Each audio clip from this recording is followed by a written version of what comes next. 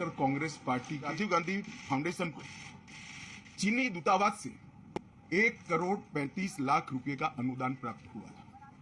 अरुणाचल प्रदेश की तवांग सीमा पर चीनी सैनिकों ने घुसपैठ करने की कोशिश की, जिसके बाद भारतीय सैनिकों ने उनका मुंह तोड़ जवाब दिया।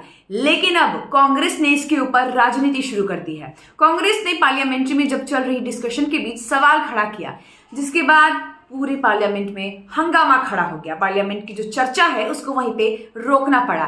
लेकिन अब अमित शाह ने बहुत बड़ा सवाल कांग्रेस के ऊपर खड़ा किया है। अमित शाह ने कहा है अपने बयान में कि राजीव गांधी जो फाउंडेशन है उसको पैसे फंड करते थी चीन। देखिए पूरी वीडियो। जब बयान रखने की बात कर ही दी तो इसका कोई औचित्य नहीं था। मुझे भी थोड़ा आश्चर्य लगा। तो 5 नंबर का प्रश्न देखकर मैं इनकी चिंता समझ गया।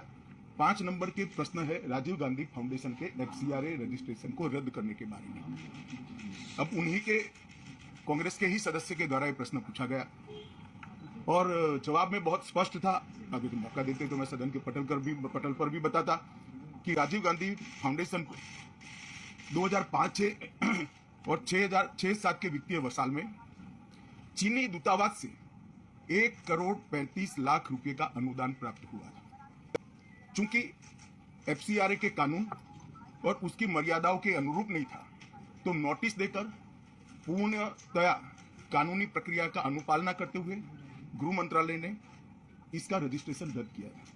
फाउंडेशन ने अपना रजिस्ट्रेशन सामाजिक कार्यों के लिए करवाया है और ये जो राशि चीनी दूतावास से मिली, इसका उपयोग भारत चीन संबंधों के विकास पर शोध करने के लिए ये पैसा दिया गया है। अब मैं कांग्रेस पार्टी को पूछना चाहता हूं कि इन्होंने शोध तो जरूर किया होगा।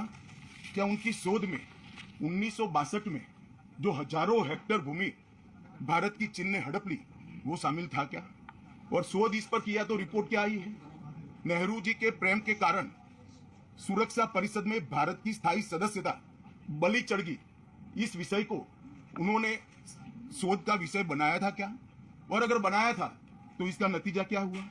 जिस वक्त गलवान के अंदर हमारे सेना के वीर जवान चीनियों से भिड़ रहे थे, उस वक्त चीनी दूतावास के अधिकारियों को कौन रात्रि भोज दे रहा था?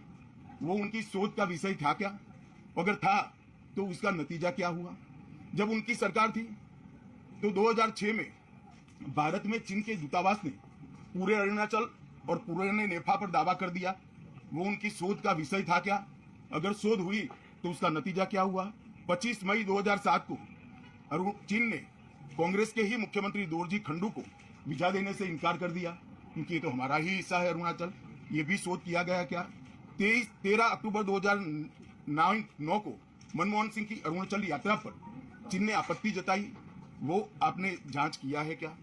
और 2010 में चीन ने जम्मू कश्मीर के लोगों को स्टेपल वीजा जारी करने की प्रथा शुरू की, ये भी कि आपका शोध का विषय था। 2011 में कांग्रेस सरकार ने चीन की धमकी के बाद हमारे रोड और वाइटल बॉर्डर इंफ्रास्ट्रक्चर्स का निर्माण डैम चौक में रोक दिया। ये क्यों रोका गया, इसकी भी शोध की है। मैं कांग्रेस पार्टी को पूछना चाहता हूं, ये दोगला रवैया जनता के सामने नहीं चलता है। जनता सब देख रही है। आपके परिवार द्वारा चलाया गया फाउंडेशन, उसका FCRA रजिस्ट्रेशन चीन की दूतावास से मिले हुए अनुदान से समाप्त हुआ है। आपके ही समय में हजारों किलोमीटर भूमि अवैध रूप से हमसे हड़प ली गई है। आपके ही समय में हमें मिली हुई सुरक्षा परिषद की सदस्यता आपने निजी संबंधों को बनाने के लिए चीन की भेंट कर दी है। ये सारी जनता ये सभी विषयों को जानती है। मैं इतना स्पष्ट कहना चाहता हूं कि भारतीय जनता पार्टी की सरकार है, नरेंद्र मोदी इसके प्रधानमंत्री है, और जब तक भारतीय जनता पार्टी की मोदी सरकार चल रही है, 1 इंच जमीन पर भी कोई कब्जा नहीं कर सकता।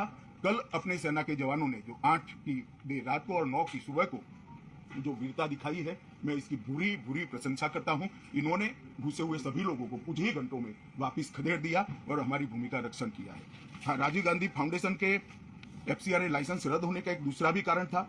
इस्लामिक रिसर्च फाउंडेशन की, जिसका प्रणेता जाकिर नायक है, जाकिर नायक को पूरा देश जानता है, उनसे भी 7 जुलाई 2011 को 50 लाख रुपया राजीव गांधी फाउंडेशन ने प्राप्त किया था। मैं पूछना चाहता हूं, राजीव गांधी फाउंडेशन के कर्ता धर्ता जो कांग्रेस की फैमिली पार्टी है उसी के सदस्य हैं, तो आपको ये पैसा जाकिर नाइक ने किस मकसद के लिए दिया था, इसकी भी स्पष्टता देश की जनता के सामने होनी चाहिए। धन्यवाद।